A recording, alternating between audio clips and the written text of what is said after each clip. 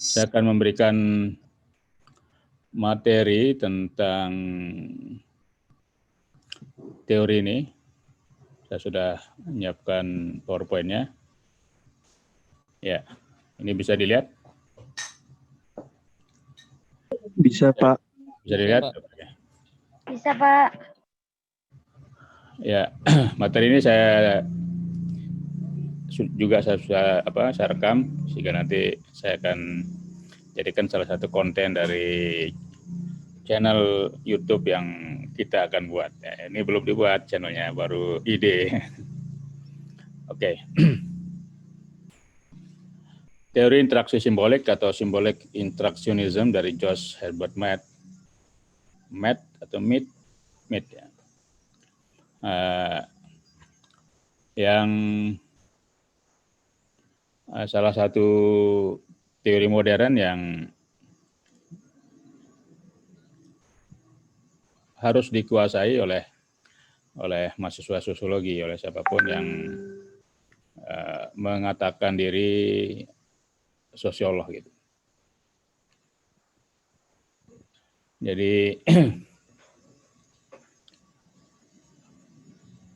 interaksi simbolik atau symbolic interactionism itu kan ada dua kata ya, ada interaksi, ada simbolik. Nanti akan kita jelaskan ke depan.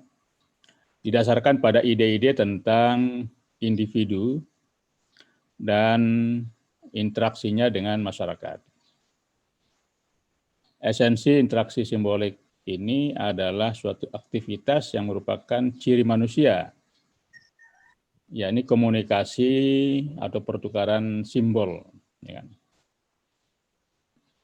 Jadi yang namanya manusia sebagai makhluk sosial, dia bisa hidup kalau ada komunikasi dengan manusia yang lain.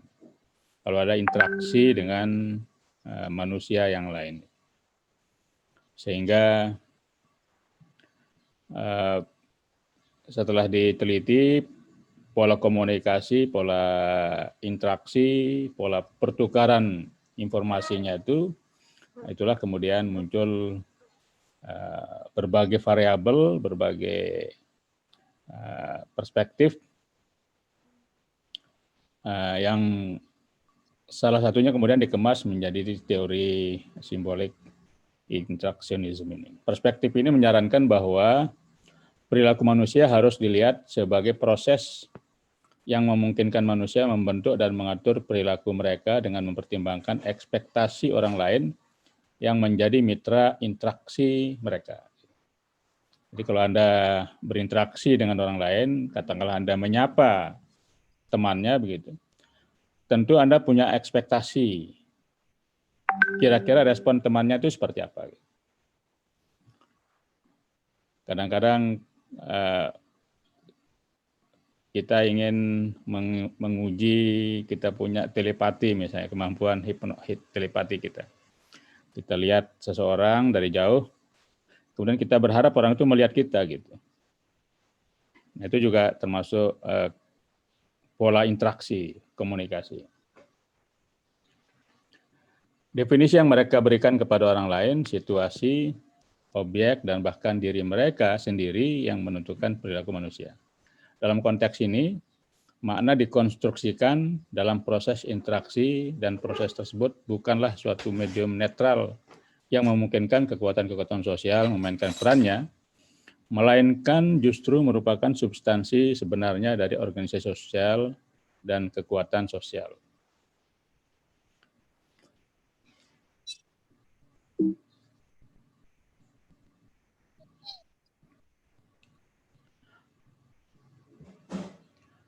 Menurut teori ini, teori interaksi simbolik ini, kehidupan sosial pada dasarnya adalah interaksi manusia yang menggunakan simbol-simbol.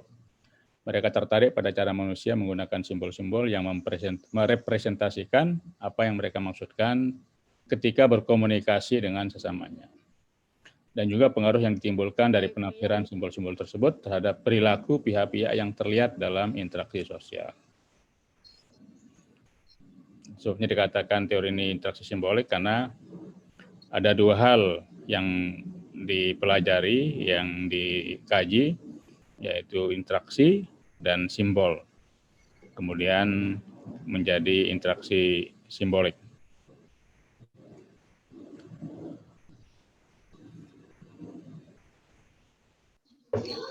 Agak gatal sama tenggorokan, mana tadi. Oke.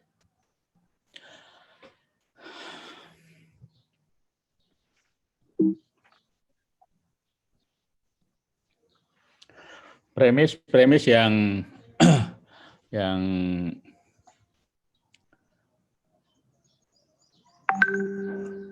di teori ini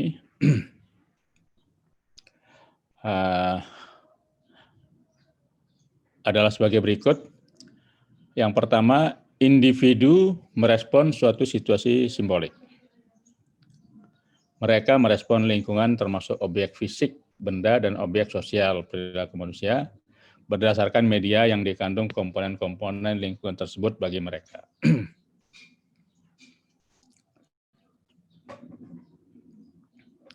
Jadi saya ulangi, individu, jadi premis yang pertama, individu merespon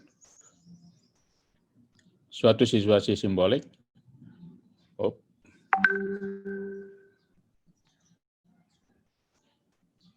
Mana dia?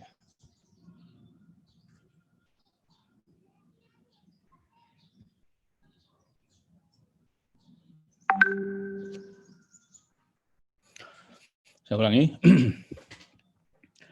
Premis yang pertama, individu merespon suatu situasi simbolik. Jadi mereka merespon lingkungan termasuk objek fisik atau benda dan objek sosial perilaku manusia berdasarkan media yang dikandung komponen-komponen lingkungan tersebut bagi mereka. Premis yang kedua, makna adalah produk interaksi sosial. Karena itu makna tidak melihat pada objek, melainkan dinegosiasikan melalui penggunaan bahasa. Negosiasi itu dimungkinkan karena manusia mampu mewarnai segala sesuatu, bukan hanya objek fisik, tindakan atau peristiwa, bahkan tanpa kehadiran objek fisik, tindakan atau peristiwa itu, namun juga gagasan yang abstrak.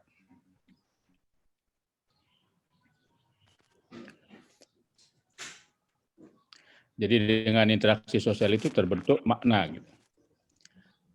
Ketika interaksi berbeda, maka makna juga bisa berbeda gitu. Karena itu makna tidak melihat pada objek, melainkan dinegosiasikan melalui penggunaan bahasa. Negosiasi itu dimungkinkan karena manusia mampu mewarnai segala sesuatu, bukan hanya objek fisik, tindakan atau peristiwa, namun juga gagasan yang abstrak.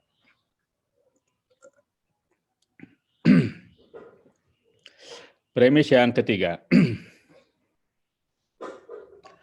Makna yang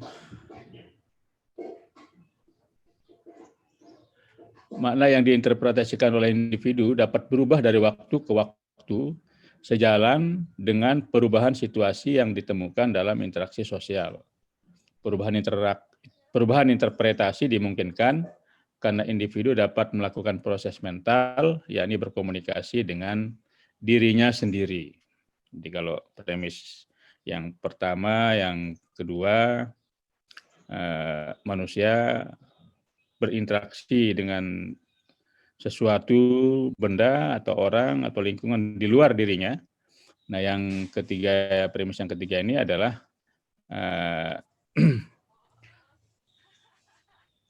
berkomunikasi dengan dirinya sendiri. Saya ulangi, makna yang diinterpretasikan individu dapat berubah dari waktu ke waktu, sejalan dengan perubahan situasi yang ditemukan dalam interaksi sosial, di mana perubahan interpretasi dimungkinkan karena individu dapat melakukan proses mental, yakni berkomunikasi dengan dirinya sendiri.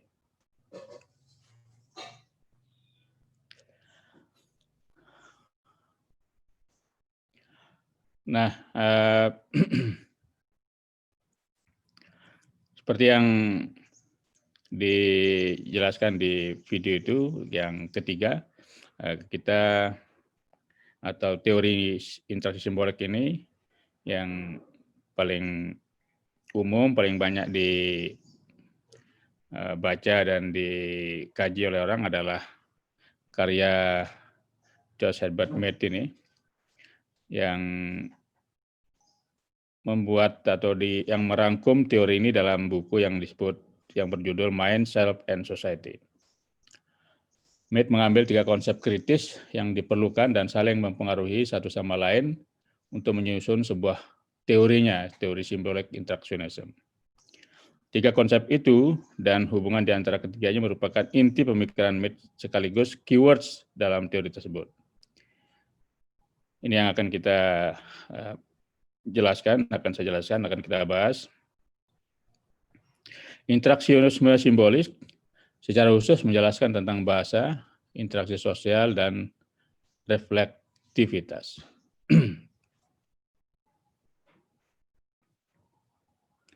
Yang pertama adalah mind. Ya. Jadi ada 3 kata kunci yang dielaborasi oleh Mead, yaitu mind, self, dan society. Nah, ini aja materi kita hari ini. Pertama adalah mind atau pikiran.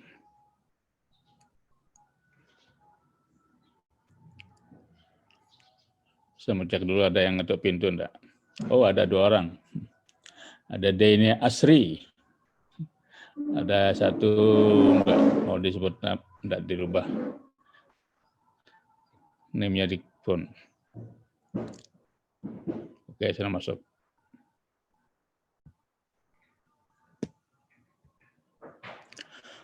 Oke. Mind, karakteristik istimewa dari pikiran adalah kemampuan individu untuk memunculkan dalam dirinya sendiri tidak hanya satu respon saja, tetapi juga respon komunitas secara keseluruhan.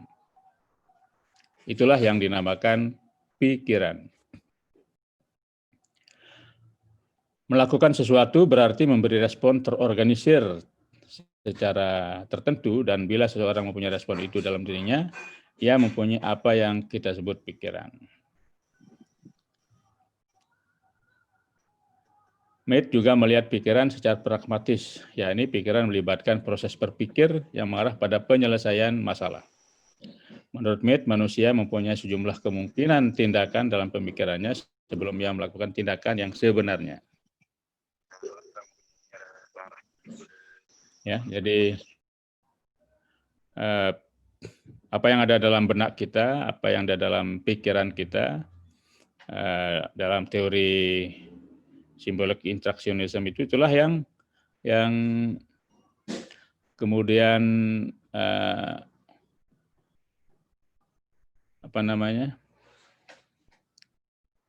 muncul dalam tindakan kita gitu. Seperti yang dalam kalimat pertama ini, karakteristik dari sebuah pikiran adalah kemampuan individu untuk memunculkan dalam dirinya sendiri, dan pikiran itu tidak hanya satu gitu. Respon yang diharapkan atau yang muncul juga tidak hanya satu gitu. Bisa saja beragam, bisa juga banyak gitu. Itu sebabnya kadang-kadang orang sering terlihat tidak fokus karena yang dia pikirkan banyak sekali gitu.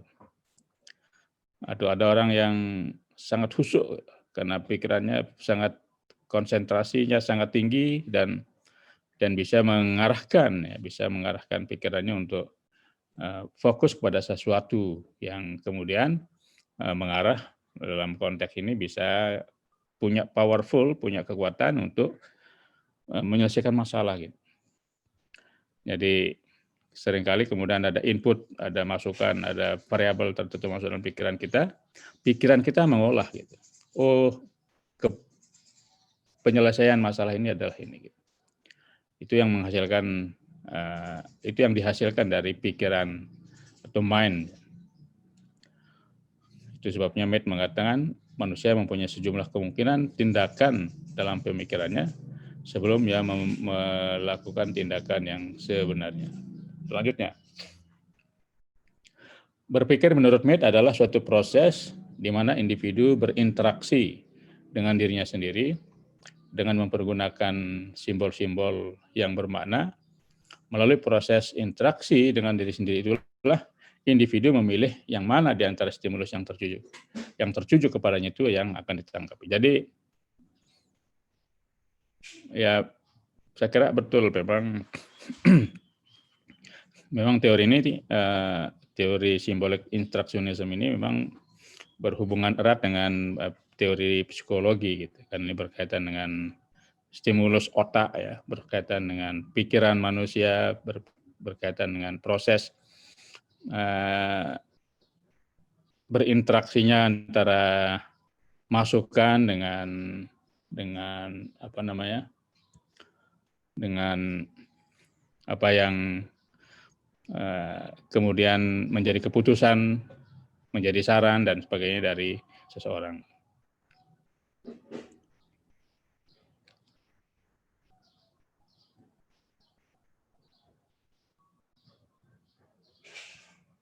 Oke, simbol juga digunakan dalam proses berpikir subjektif, terutama simbol-simbol bahasa. Hanya saja simbol itu tidak dipakai secara nyata, yaitu melalui percakapan internal. Serupa dengan itu, secara tidak kelihatan, individu itu menunjuk pada dirinya sendiri mengenai diri atau identitas yang tergantung dalam reaksi-reaksi orang lain terhadap perilakunya.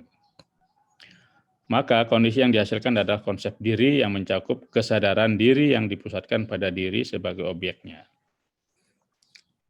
Jadi dalam Anda berinteraksi, dalam Anda berkomunikasi, tentu Anda merekam, mengingat kalau saya mengatakan A, reaksi orang lain bagaimana? Kalau saya berbuat B, reaksi orang lain bagaimana? Kalau saya bertingkah C, reaksi orang lain kepada saya seperti apa? Nah, semua itu menjadi pengalaman. Tapi semua itu kemudian masuk di dalam otak Anda, otak kita, mind kita gitu. Itulah yang mengolahnya kemudian sehingga ada proses di dalam diri seseorang yang kemudian terjadi, apakah dia menjadi lebih baik ataukah dia menjadi sebaliknya gitu. Lanjut, isyarat sebagai simbol-simbol signifikan tersebut muncul pada individu yang membuat respon dengan penuh makna.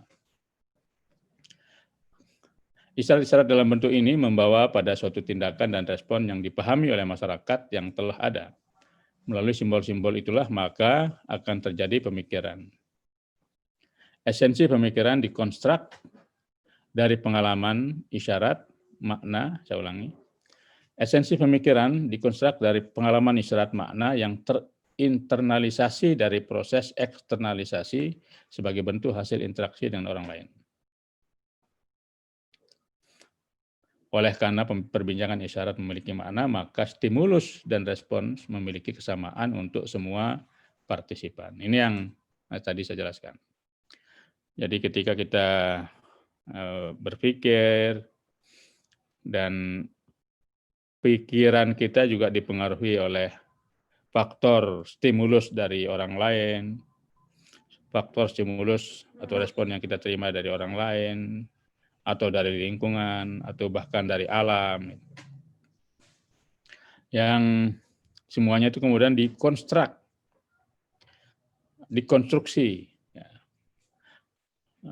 menjadi pengalaman.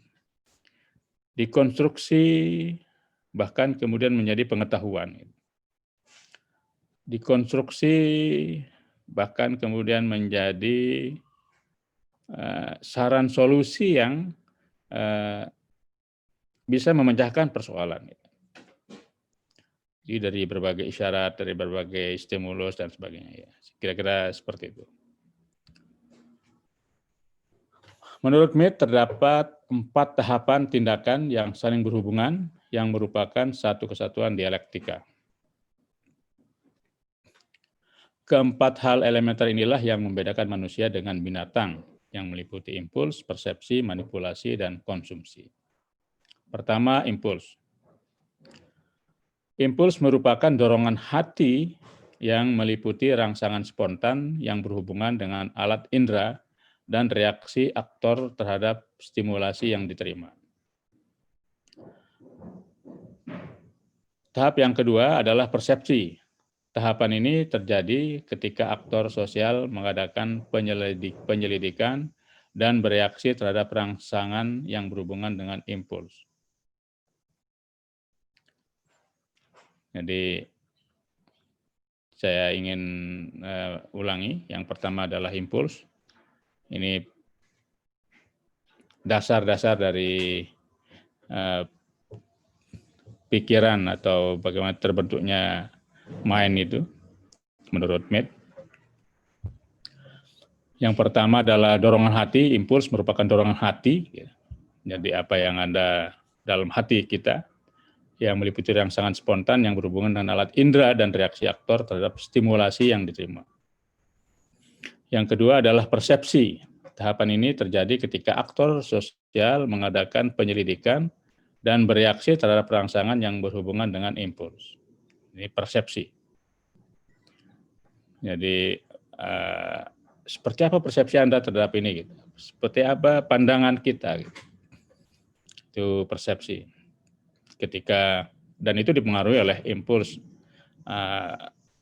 input, masukan atau stimulus yang datang dari luar. Ketiga, manipulasi merupakan tahapan penentuan tindakan berkenaan dengan objek itu. Tahap ini merupakan tahap yang penting dalam proses tindakan agar reaksi terjadi tidak secara spontanitas. Disinilah perbedaan mendasar antara manusia dengan binatang, karena manusia memiliki peralatan yang dapat memanipulasi objek. Setelah melewati ketiga tahapan tersebut, maka tibalah aktor mengambil tindakan. Tahapan yang keempat disebut dengan tahapan konsumsi, atau mungkin bisa juga implementasi. Gitu.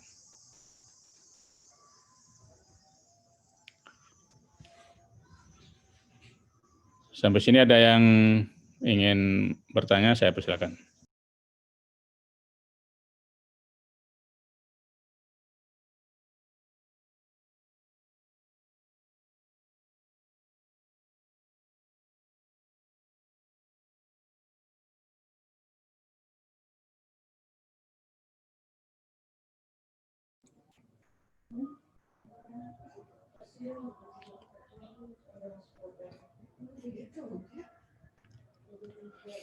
Jadi itu tentang mind ya, tentang pikiran.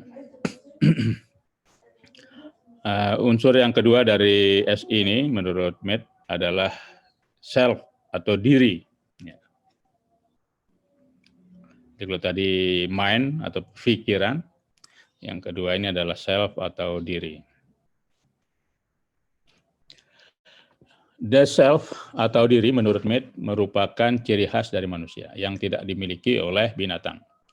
Diri adalah kemampuan untuk menerima diri sendiri sebagai sebuah objek dari perspektif yang berasal dari orang lain atau masyarakat. Tapi diri juga merupakan kemampuan khusus sebagai subjek.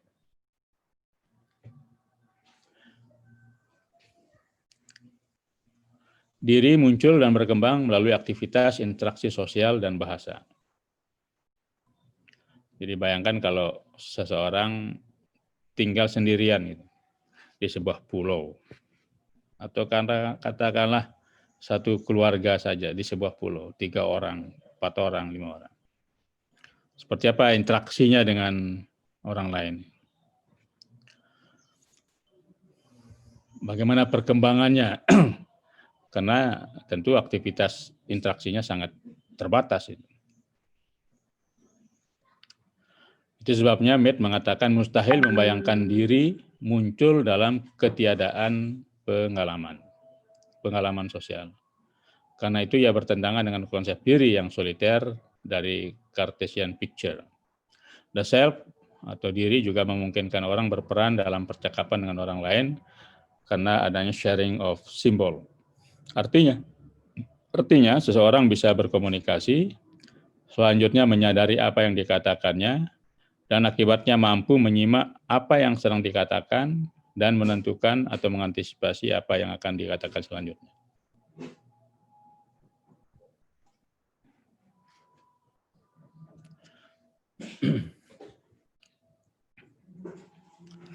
Jadi ini konsep diri ya. Ini penting, mungkin dalam bahasan selanjutnya akan bisa lebih dipahami. Jadi kalau konsep yang sekarang mungkin masih ngambang-ngambang sedikit, apa sih the self itu, apa sih diri itu menurut Mead itu. Oh, dia sebuah ciri khas manusia, memang ciri manusia. Maksudnya apa? Gitu. Kapan dia muncul? Gitu. Di mana dia? Seperti apa? Bagaimana kalau dia berinteraksi dengan orang lain, ada interaksi sosial? Bagaimana kalau tidak? Bagaimana kalau dia menggunakan bahasa-bahasa simbol dan seterusnya? Oke, lanjutkan. Mead menggunakan istilah significant gestures, isyarat-isyarat yang bermakna, dan significant communication dalam menjelaskan bagaimana orang berbagi makna tentang simbol dan merefleksikannya. Ya.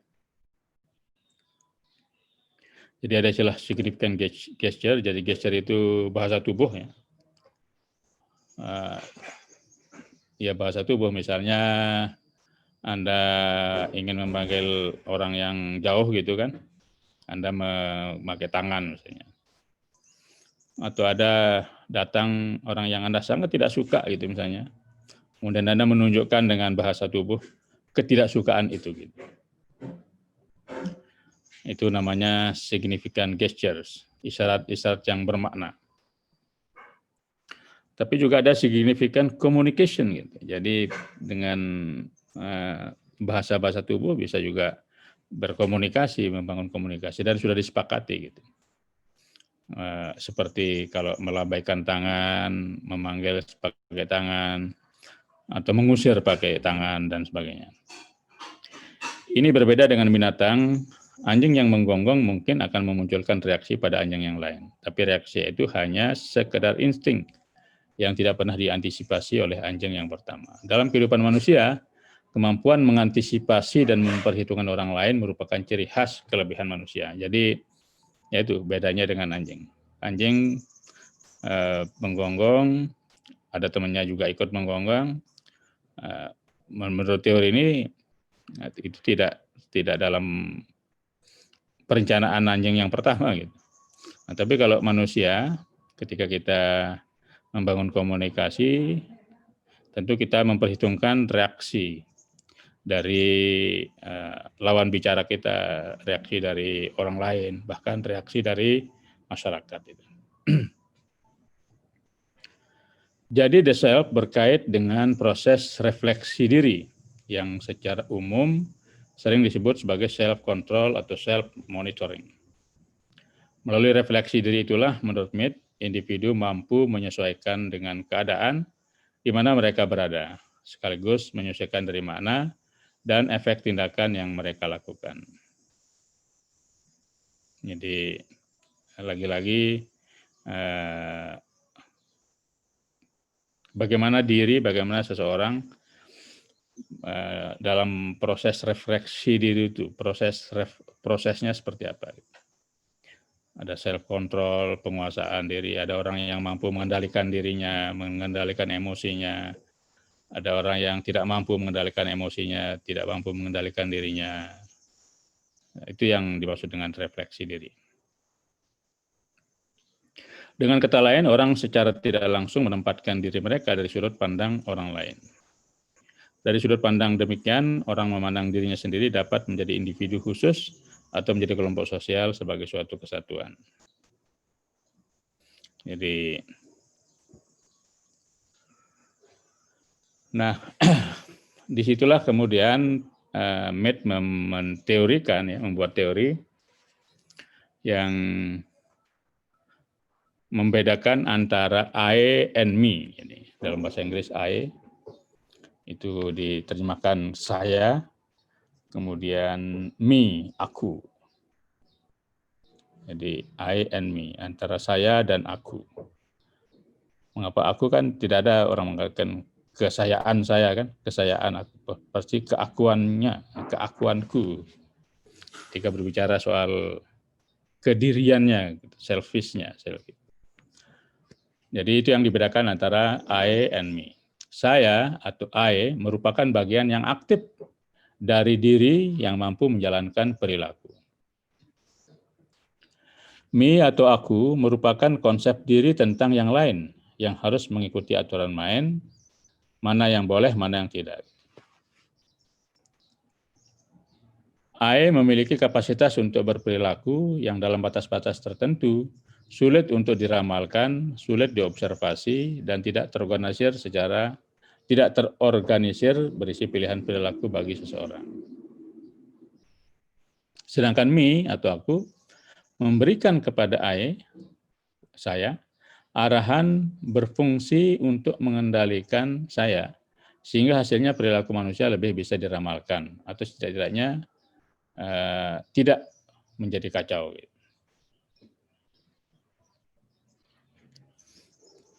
Jadi beda antara I dengan saya, antara I saya dengan me aku.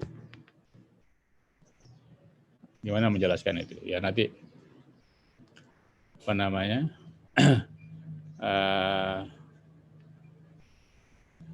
lama-lama akan mudah dipahami. Kalau sekarang masih bingung, enggak apa-apa ya.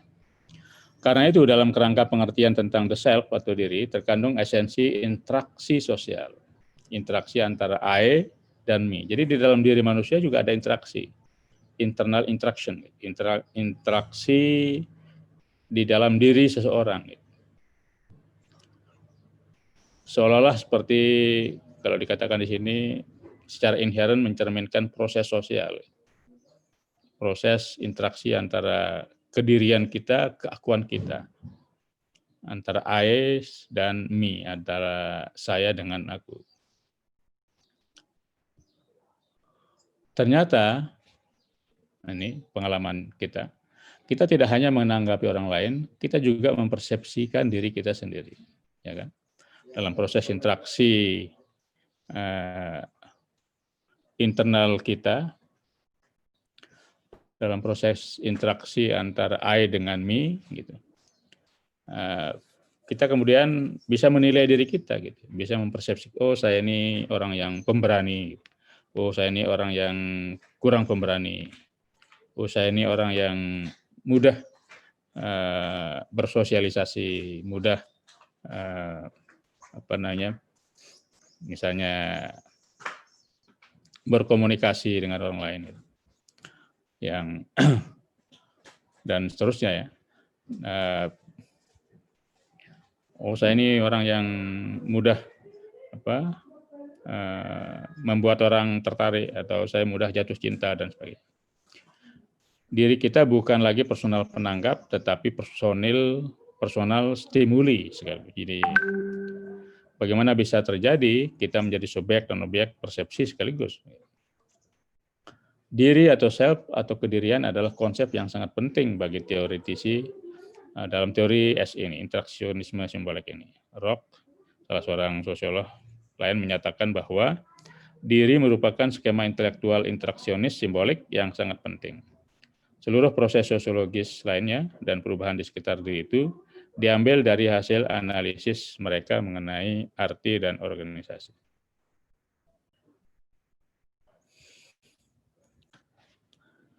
Lanjut. Diri adalah, ini masih dengar ya? Masih Pak. Masih Pak. Kok khusyuk sekali. Iya Pak. Oke, lanjut. Ya, itu tugas membuat video itu nggak usah dipikirin sekarang, itu gampang itu. Iya Pak. Nah, itu dalam rangka membangun self-nya gitu, membangun kedirian Anda gitu kan. Ternyata dari sekian mahasiswa sosiologi itu banyak yang bisa jadi dosen gitu, banyak bisa menjadi PR gitu. Nanti kita nilai. Nanti bila perlu saya carikan sponsor. Oke, lanjut. Diri adalah di mana orang memberikan tanggapan terhadap apa yang ia tujukan kepada orang lain. Dan di mana tanggapannya sendiri menjadi bagian dari tindakannya, di mana ia tidak hanya mendengarkan dirinya sendiri, tetapi juga merespon dirinya sendiri. Berbicara dan menjawab dirinya sendiri. sebagaimana orang lain menjawab kepada dirinya. Sehingga kita mempunyai perilaku di mana individu menjadi objek untuk dirinya sendiri. Jadi, ya itu tadi yang saya jelaskan. Antara saya dengan aku, kemudian muncul persepsi, muncul kemampuan kita membangun persepsi, membangun jati diri kita, membangun agar orang lain membangun sesuatu, agar orang lain bisa mempersepsikan diri kita. Katakanlah tadi itu ada menjadi selebritis, ada menjadi motivator, ada menjadi dosen dan sebagainya. Itu kan kemudian terbangun persepsi orang lain terhadap diri Anda yang hasil dari apa? Dari kemampuan Anda membangun diri sendiri. Kemampuan membangun diri sendiri itu adalah hasil interaksi menurut teori ini antara self, antara I dengan me, di dalam self. Antara saya dan aku di dalam kedirian Anda. Sehingga kita mempunyai perilaku di mana individu menjadi objek untuk dirinya sendiri. Kita menjadi objek dari diri kita sendiri. Karena itu, diri adalah aspek lain dari proses sosial menyeluruh, di mana individu adalah bagiannya. Nah, ini bahasa langit ini. Tidak usah terlalu pusing ya. Bagaimana diri di dalam diri dan bagaimana individu di dalam individu yang seolah-olah menjadi bagian dari sebuah interaksi sosial, sehingga seolah-olah diri itu adalah sebuah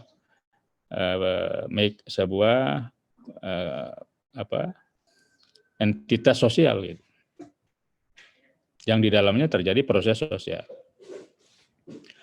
Mead menyadari bahwa manusia sering terlibat dalam suatu aktivitas yang di dalamnya terkandung konflik dan kontradiksi internal yang mempengaruhi perilaku yang diharapkan. Mereka menyebutnya konflik intrapersonal, yang menggambarkan konflik antara nafsu, dorongan, dan lain sebagainya dengan keinginan yang terinternalisasi. Terdapat beberapa faktor yang mempengaruhi perkembangan self yang juga mempengaruhi konflik intrapersonal, diantaranya adalah posisi sosial. Apa itu posisi sosial? Orang yang mempunyai posisi tinggi cenderung mempunyai harga diri dan citra diri yang tinggi, selain mempunyai pengalaman yang berbeda dari orang yang dengan posisi sosial berbeda. Ya kan? Jadi interaksi self itu antara I dan me kemudian menghasilkan atau berpengaruh kemudian kepada persepsi diri, persepsi orang lain terhadap dirinya gitu. Yang kemudian ketika dia bangun pelan-pelan, berhasil membangun mulai dari tamat kuliah, kemudian mencari lapangan penghidupan, mencari pekerjaan, akhirnya menjadi orang kaya misalnya, insya Allah. Maka orang itu mempunyai posisi sosial yang tentu berbeda dengan ketika dia masih, atau posisi sosial dia ketika masih belum menjadi apa-apa. Ketika dia masih menjadi mahasiswa, atau ketika dia masih dalam posisi belum mendapat pekerjaan, belum mempunyai pekerjaan, atau belum mempunyai kekayaan. Nah, ini maksudnya. Itu yang disebut sebagai posisi sosial. Yang posisi itu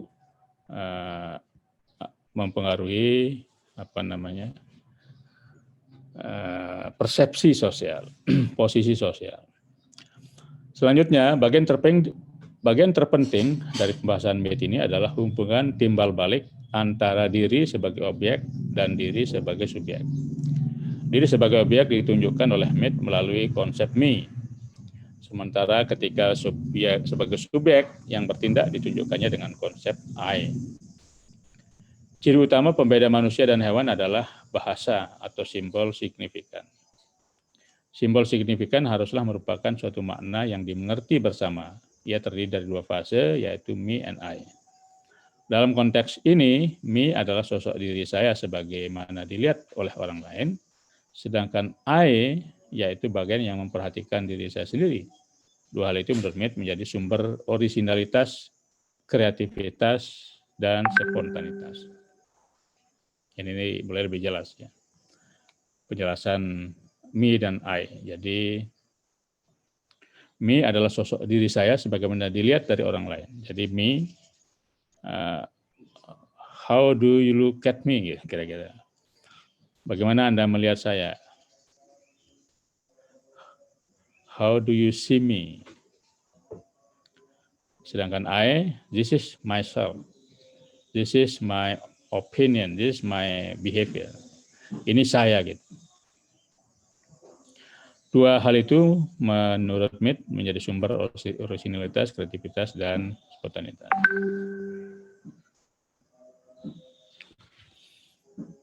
Sejak masih ada yang terlambat, oh ternyata masih ada. Namanya Daina Asri dan Dailili Siti Mulyani. Mari kita izinkan dia masuk. Tapi yang lain jangan ikut-ikutan terlambat itu ya. Oke.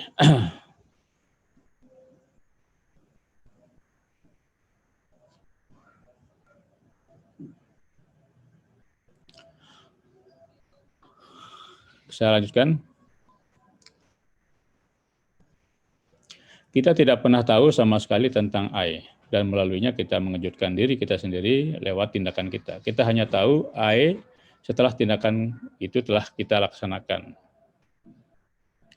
Jadi kita hanya tahu I dalam ingatan kita. Mead menekankan I karena 4 alasan. Pertama, I adalah sumber utama sesuatu yang baru dalam proses sosial.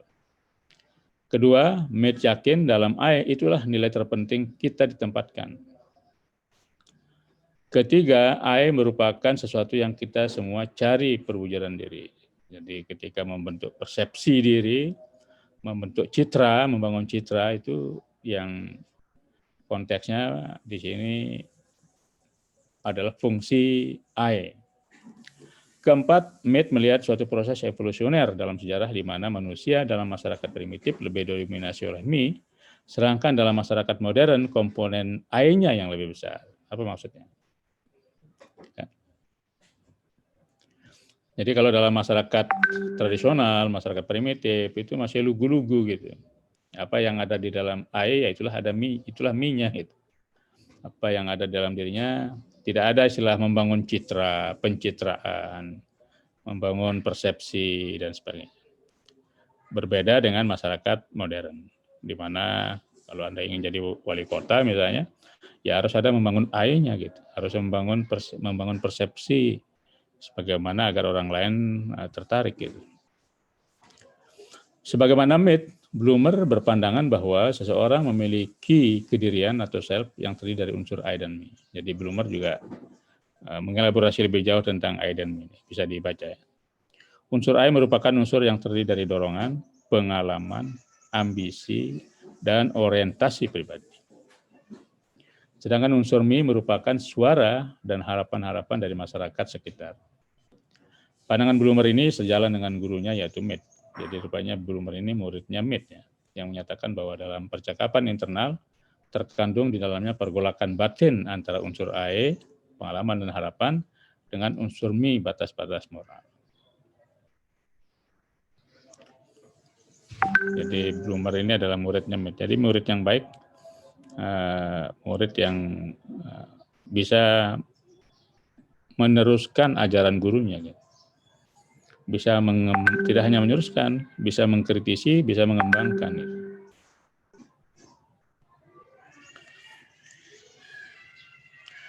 Hadirin sekalian, ini sudah jam 9 lebih ya. Saya akan akhiri materi sosialisme interaksi simbolik ini dengan penjelasan tentang society. Jadi tadi kan Mead menjelaskan ada 3 unsur dari teori ini. Yang utama yaitu mind, kemudian self, dan yang ketiga adalah society. Oke.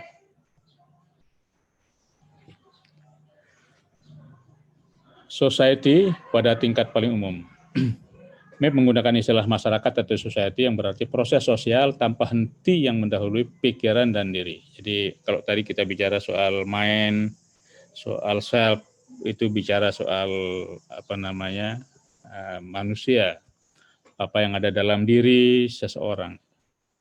Kalau society ya tentu kita bicara bukan hanya satu orang, tapi kita bicara masyarakat. Kita bicara kelompok orang. Di mana masyarakat di sini dalam konteks teori ini mempunyai peranan yang penting di dalam membentuk mind and self itu, dalam bentuk pikiran dan diri itu. Menurut Mead, masyarakat mencerminkan sekumpulan tanggapan terorganisir yang diambil alih oleh individu dalam bentuk aku. Jadi masyarakat itu bisa juga dipersonalifikasi gitu. Bisa juga dianggap sebagai sebuah self. Menurut pengertian individual ini, masyarakat mempengaruhi mereka, memberi mereka kemampuan melalui kritik diri untuk mengendalikan diri mereka sendiri. Sumbangan terpenting Mead tentang masyarakat terletak dalam pemikirannya mengenai pikiran dan diri. Pada tingkat kemasyarakatan yang lebih khusus, Mead mempunyai sejumlah pemikiran tentang peranata sosial atau social institution. Secara luas, Mead mendefinisikan peranata sebagai tanggapan bersama dalam komunitas atau kebiasaan hidup komunitas. Secara lebih khusus, ia mengatakan bahwa keseluruhan tindakan komunitas tertuju pada individu berdasarkan keadaan tertentu menurut cara yang sama. Berdasarkan keadaan itu pula, terdapat respon yang sama di pihak komunitas. Proses ini disebut pembentukan peranata, structure building.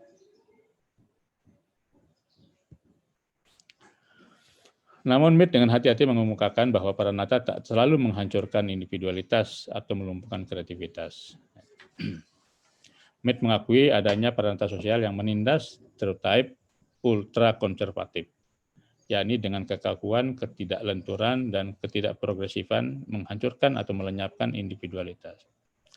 Menurut Mead, peranata sosial seharusnya hanya menetapkan apa yang sebaiknya dilakukan individu dalam pengertian yang sangat luas dan umum saja, dan seharusnya menyediakan ruang yang cukup bagi individualitas dan kreativitas.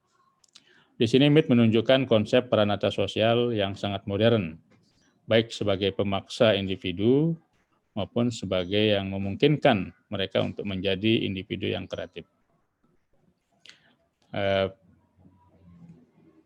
Ini perlu penjelasan lebih jauh ya, tapi intinya dalam konteks ini Mead melihat hubungan antara society, antara komunitas di satu sisi dengan individu, self dan mind manusia di sisi lain.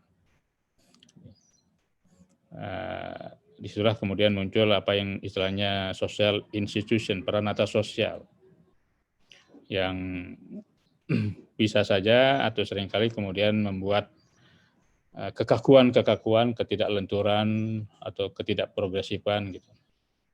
Jadi mau pada komunitas yang masih primitif misalnya gitu, nyaris tidak ada kebebasan. Tidak boleh ada anggota yang berpikir aneh-aneh gitu. Kira-kira seperti itu maksudnya. Oleh karena itulah kemudian semua itu diatur dalam sebuah peranata sosial. Itulah sebabnya kemudian dalam teori simbolik interaksionisme ini perlu kita kuasai, perlu kita pahami, sehingga ketika kita ingin membangun masyarakat, community development, melalui pendekatan ini bisa kita lakukan sesuatu. Karena kita memahami gitu, bahwa struktur sosial itu berpengaruh terhadap mind, terhadap self seseorang.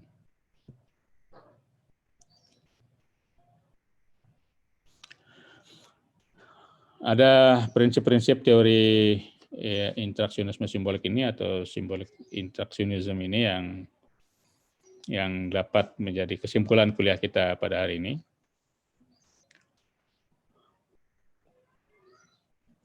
Satu, manusia dibekali kemampuan berpikir tidak seperti binatang. Dua, kemampuan berpikir ditentukan oleh interaksi sosial individu. 3, dalam berinteraksi sosial, manusia belajar memahami simbol-simbol beserta maknanya yang memungkinkan manusia untuk memakai kemampuan berpikirnya. 4, makna dan simbol memungkinkan manusia untuk bertindak, khusus dan sosial dan berinteraksi. 5, manusia dapat mengubah arti dan simbol yang digunakan saat berinteraksi berdasarkan penafsiran mereka terhadap situasi. 6, manusia berkesempatan untuk melakukan modifikasi dan perubahan karena berkemampuan berinteraksi dengan diri yang hasilnya adalah peluang tindakan dan pilihan tindakan. Selanjutnya, pola tindakan dan interaksi yang saling berkaitan akan membentuk kelompok bahkan masyarakat. Pada intinya, perhatian utama dari teori ini adalah tentang terbentuknya kehidupan bermasyarakat melalui proses interaksi serta komunikasi antar individu dan antar kelompok dengan menggunakan simbol-simbol yang dipahami melalui proses belajar.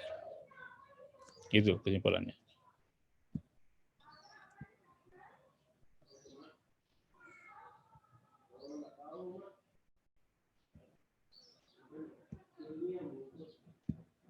Ya, jadi ini beberapa kesimpulan yang tentu kalau baru baca sekali, baru dengar sekali ya enggak paham juga gitu.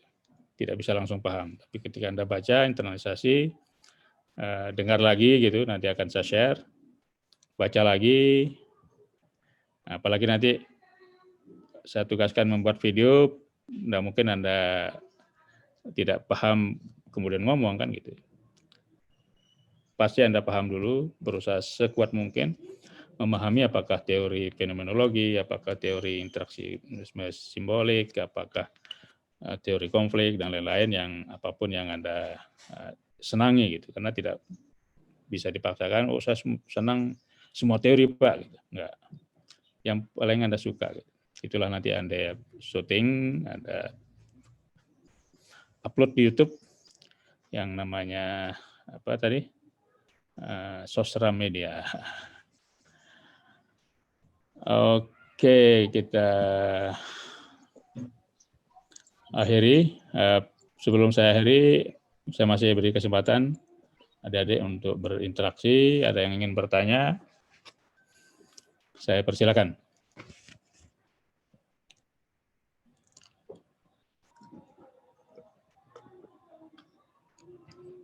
Ada yang mau minum, silakan minum.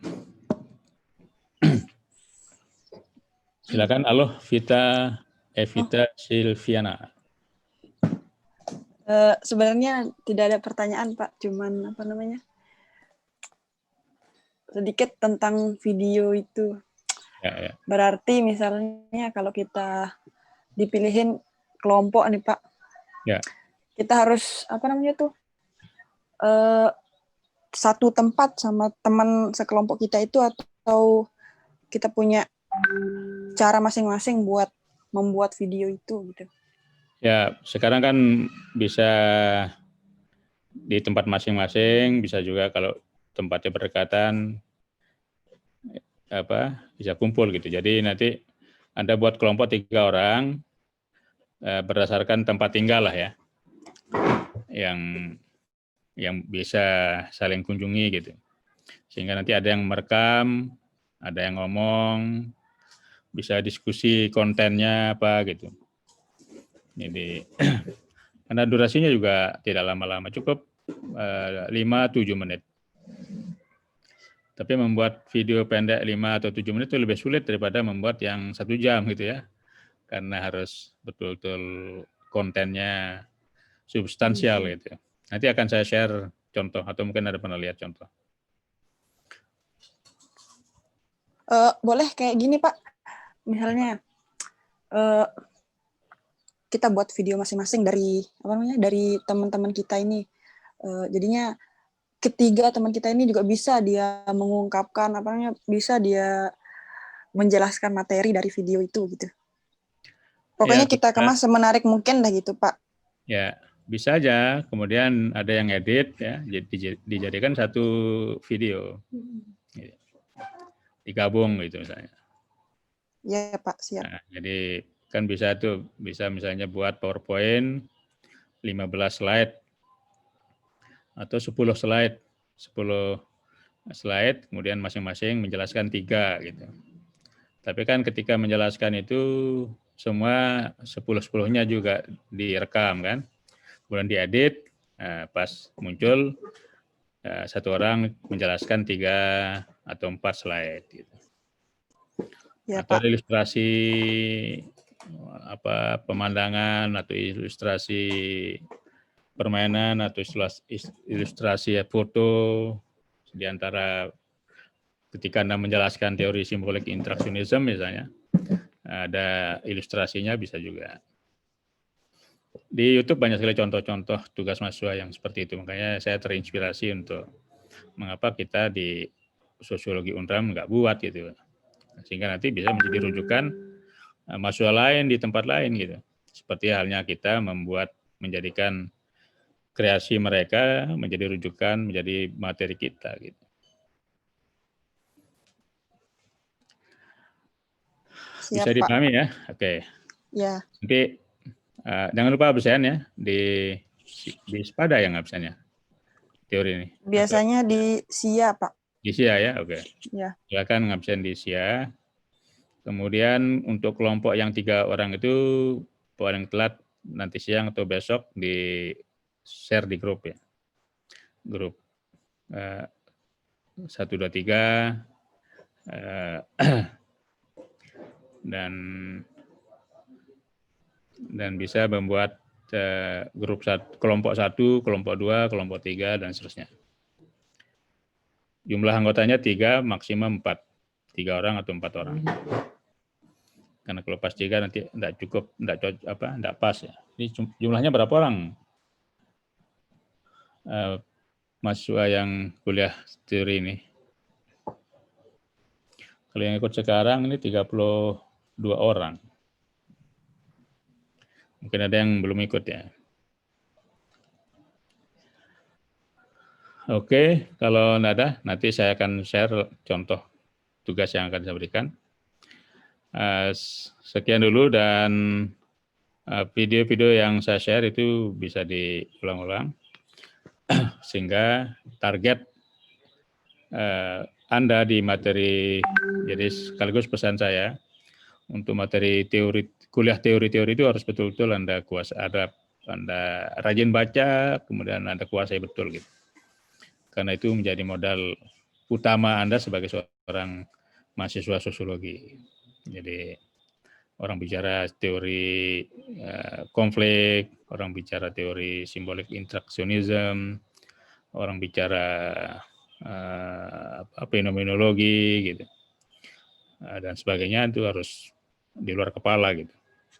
Oke, terima kasih. Sampai jumpa. Assalamualaikum warahmatullahi wabarakatuh.